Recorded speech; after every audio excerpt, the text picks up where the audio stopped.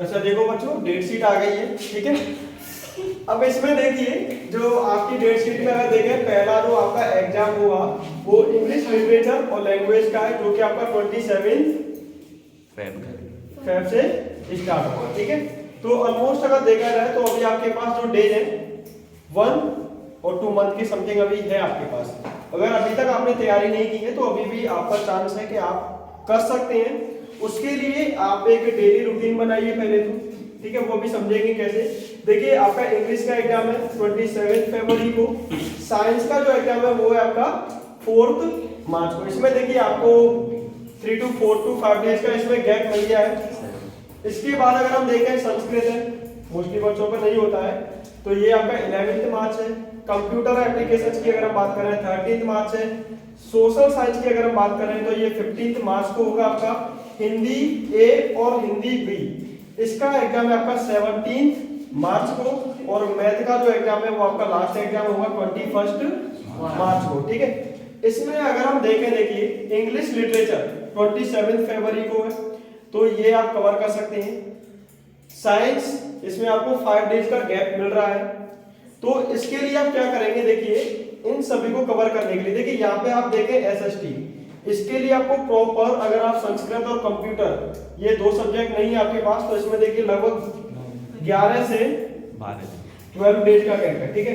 अब 12 दिन में आप अच्छे से संस्कृत का रिवीजन कर सकते हैं। देखिए अगर आप साइंस और मैथ को देखें, ये 2 सब्जेक्ट थोड़ी सी टफ रहेंगी, तो इनका रिवीजन आप अभी से करना स्टार्ट कर देना। उसके लिए आपको डेली एक प्रैक्टिस सेट लगाना है, मतलब सोने से पहले आपको एक साइंस और मैथ, इन 2 के डेली आपको प्रैक्टिस सेट लगानी है। ये आपका डेली रूटीन होना चाहिए कि डेली में एक प्रैक्टिस सेट इसका लगाऊंगा ही लगाऊंगा, साइंस और मैथ का पूरा कंप्लीट 2 से 3 घंटे का, ठीक है।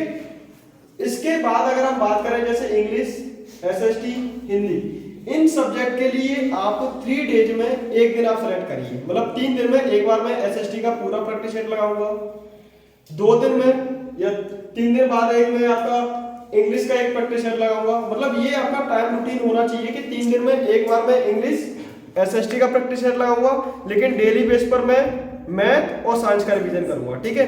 जब तक आप प्रैक्टिस सेट नहीं लगाओगे तब तक आपको आपकी स्पीड का पता नहीं चलेगा, आपके टाइम ड्यूरेशन कितनी आ रही है, मैं 3 घंटे में कितने क्वेश्चन सोल्व कर पा रहा हूँ, कितने नहीं कर पा रहा हूँ। और जब आप प्रैक्टिस सेट लगाएंगे तो उससे आपकी वीकनेस आपको पता चलेगी कि हमारा ये वाला टॉपिक वीक है और इसको हमें थोड़ा सा स्ट्रॉन्ग बनाना है, तो उसके लिए आप तैयारी अभी से कर सकते हैं, ठीक है।